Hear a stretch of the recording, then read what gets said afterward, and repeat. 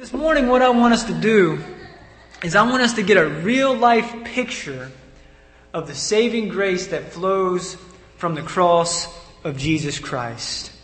And it comes there from Mark 16. And if you look at verse 39, it says, "The centurion who stood facing him." The centurion who stood facing him. Those are powerful words, brethren. When you stand in the shoes of that centurion. And he was overseeing the very crucifixion of Jesus Christ, the Son of God. Let's see Jesus this morning through the eyes of that centurion. And I tell you what, brother, that's powerful. Very powerful. Because you know what the centurion proclaims to us? That the grace of God extends to every sinner, even those who violently put him to death. That's exactly what he is a picture of. And you know what's interesting? You remember Jesus, when he was on the cross, that he prayed, "Father, forgive them, for they know not what they do"? Makes us ask, how could Jesus pray something like that? But you know, during the very process of crucifixion, the very ones that were crucifying him had their eyes and hearts opened in faith. So that when Jesus said, "If I be lifted up, I will draw all men unto me," in that very process of being lifted up, those who mounted him on the cross were drawn to him in faith. And that is the beauty of the story of the cross of Jesus Christ. And we're going to look at it this morning through the eyes of the centurion. And look with me, first off, in the book of Matthew. Matthew chapter 27. I want to show you something very fascinating, that sometimes when we read the cross story, we don't catch it, we don't see it, or we don't follow it in the order by which it's written by the gospel writers. But let's take a moment to think about this centurion. And brethren, it all starts in Matthew chapter 27. And I'm going to just break the story down to you, and then I'm going to show you the progress. But it all started when the temple guards marched into the garden at night with their torches and their clubs and their swords, and they arrested Jesus, the Jews, the Israelites. And they brought Jesus to a Jewish trial, and it was a big mockery. It was all a big setup. There was a lot of false witnesses that gave their accusation against Jesus. But then you remember that the Jewish leaders, they didn't have no real authority, so they had to go through Rome. So they said, "Okay, we're going to crucify this Jesus. We hate him. We're envious of him. But we have to go through the Romans." So they sent him to Pilate. And you remember when Jesus was standing on trial before Pilate? Do you remember what Pilate's verdict was? "I find no guilt in this man." 5 times Pilate said, "I find no guilt in this man." But the Jews were very adamant, and they wanted him crucified. And in John 19 verse 7, Pilate asked them, "Why?" And they said, "Because according to the law, this man has blasphemed, in that he said he was the Son of God." That was the accusation, brethren. Jesus was on trial, and Jesus was crucified because he was making the claim that he was the Son of God. And you know what? The centurion and all those soldiers, they knew it. They knew why Jesus was being crucified. You think they were ignorant of that? They knew that when they were scourging this man, that he was some kind of religious fanatic, some kind of fool, some kind of weakling of the Jewish nation. They knew that. Made himself to be the Son of God. And they put that mockery and every lash that they unleashed against his back the Son of God. And notice this, brethren. Have you ever observed that the story of the cross is told from the perspective of the soldiers? It's told in a third-person point of view. Notice with me. Matthew 27, starting at verse 27. Then the soldiers, and here what the story is doing is it's shifting its perspective, and we are looking at the cross and Jesus Christ. The story is being unfolded unto us through the means of the perspective of the soldiers. Then the soldiers of the governor took Jesus into the governor's headquarters, and they gathered the whole battalion before him. So the whole battalion of soldiers was involved in this. They stripped him. They put a scarlet robe on him, and twisting together a crown of thorns, they put it on his head and put a reed in his right hand. And kneeling before them, they mocked him, saying, "Hail, King of the Jews!" And they spit on him.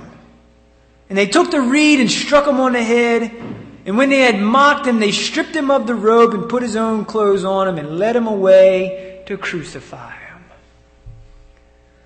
And notice how it continues, brethren. As they went out, they found a man of Cyrene, Simon by name. They compelled this man to carry his cross. And when they came to the place of Golgotha, which means the place of the skull, they offered him wine and drink mixed with gall, but when he tasted it, he would not drink it. And when they had crucified him, they divided his garments among them by casting lots. And brethren, notice that the whole story is told from the perspective of the soldiers. Now, why is that important?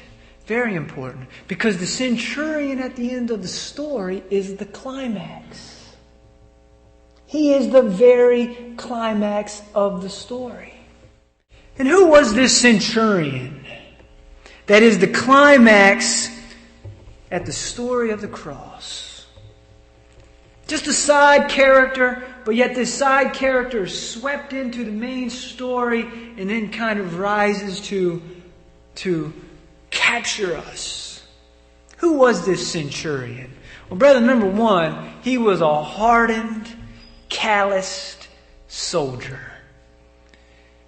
And as a centurion, that meant he was a military officer who commanded 100 soldiers underneath of him, a centurion.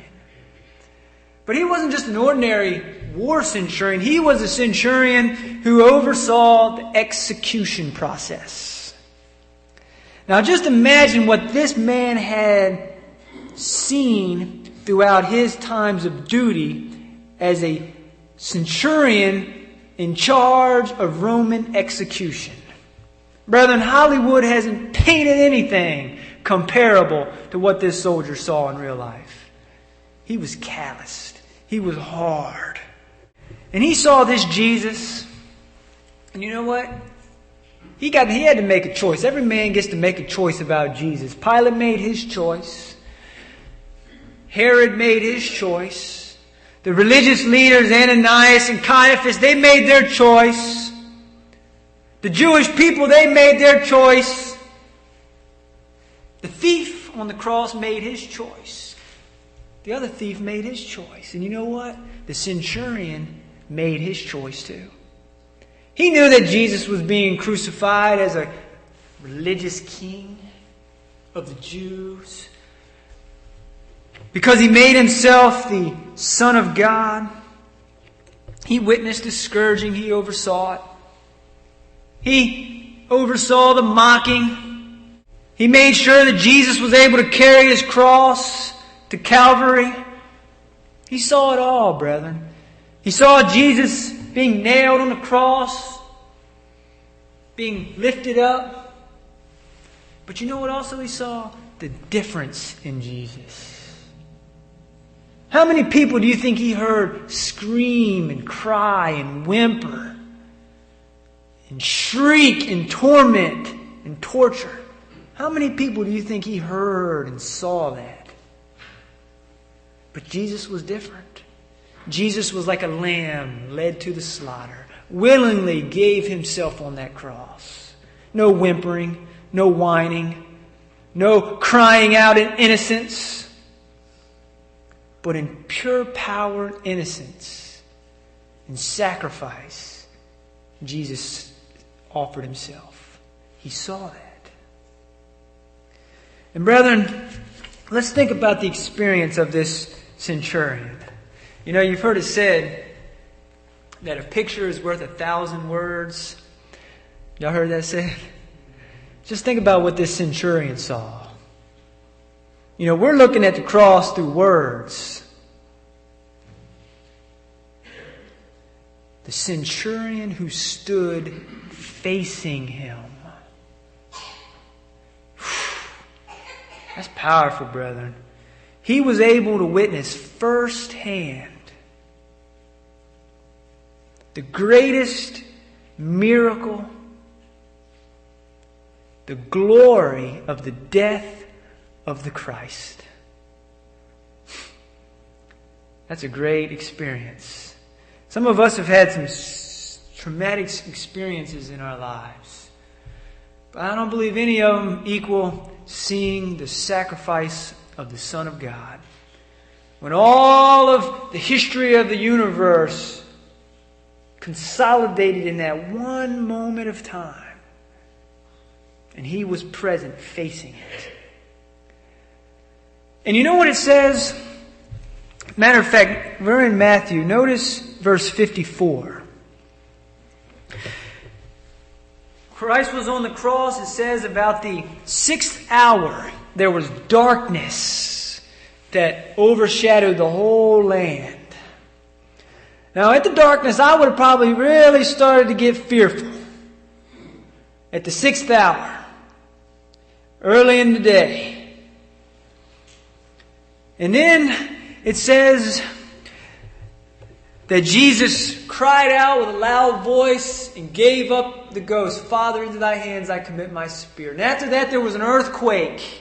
And it says that all the rocks began to split, and then dead bodies began to come out of the tombs. That had an effect on these soldiers. A tremendous effect. And notice what it says in Matthew 27, verse 54. When the centurion and those who were with him, keeping watch over Jesus, saw the earthquake and what took place, they were filled with awe or fear and said, truly, this was the Son of God. You know what that word there is, fear or awe? It's the word phobia. It means terror, fright. They were scared. Think about it, brethren. Here you had this calloused soldier, but you know what? The sense of divine judgment was so intense and so thick on Calvary that it made this hardened centurion quiver in the very core of his being. It gave him a fear unlike anything he had ever sensed in all his legionnaire services. Powerful, brethren. It moved this man. It moved him. He was unnerved by the strong sense of divine judgment. He grew terrified at the divine power behind this miraculous event. And you know what, brethren? They became aware of their own sin. They became aware of their own sin as they stood in the face of the holiness of Jesus Christ in the strong wrath that was being outpoured. Powerful moments, brethren. And it says that when he witnessed Jesus cry out, Father, into your hands I commit my spirit. And with that saying, he gave up the ghost and he died. Unlike any other crucified one before. That was his experience. That's what he witnessed. That's what he saw. That's what he felt. But now let's notice how he responded to this experience. It says that he was filled with awe and fear. But notice that this fear kind of progressed into like a reverential praise of God.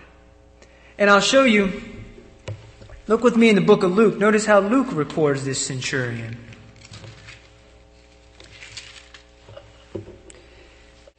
Every writer gives us a little different perspective of the centurion. Then Jesus, calling out with a loud voice, said, "Father, into your hands I commit my spirit." And having said this, he breathed his last. Verse 47. Now when the centurion saw what had taken place, he praised God, saying, "Certainly this man was innocent." So first he had this fear, the sense of judgment, because notice he's making a verdict on Jesus. He's being able to contemplate innocence and guilt and sin and criminality and so forth.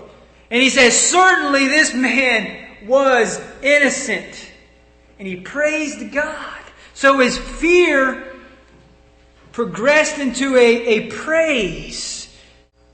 There's a lot of movement going on within this man. And brethren, this guy's ignorant evil converted into faith, as witnessed by this confession. And brethren, I firmly believe that this centurion came to faith at the Savior's cross. Because he praised God, saying, certainly this man was innocent. Truly, this was God's Son. Think about the thief. Here you had a thief. What did he say? Please remember me in paradise. That was his confession, and Jesus said, certainly today you will be with me in paradise. That was his confession. That saved him. Think about the centurion who proclaimed his innocence, who felt the fear, the judgment, the guilt, who then praised God and then who made the good confession, this is God's Son. That's saving faith right there, brethren. And some will say, well, the centurion said this is God's Son. He could have been saying this is, little g, God's Son. He could be just saying this is a son of some pagan god. No. You know why? Because his very phrase is the same phrase that the Pharisees used to accuse Jesus. The Pharisees before Pilate said, nope, he deserves to die because he made himself the Son of God. And those Jews were talking about Yahweh. They weren't talking about some pagan god. And this centurion used the very same phrase. Basically what he's saying, we just crucified him for saying he was the Son of God. And you know what? Truly, this was God's Son. He had a story to tell. He had a complete transformation of character that the cross of Jesus Christ, the grace, was able to reach even through the hard, calloused defense of this hardened centurion. That's powerful, ain't it, brethren? And what's the point of all this story? The power of the cross. The power of the cross. And what's the application for us? Brethren, it says the centurion stood facing him. You know what a good practice for all of us will be? To do that very same thing. To stand facing the cross of Jesus Christ. Brethren, that's where salvation is. That's where it is. And we got a picture of it in the centurion who stood facing him, forgiven.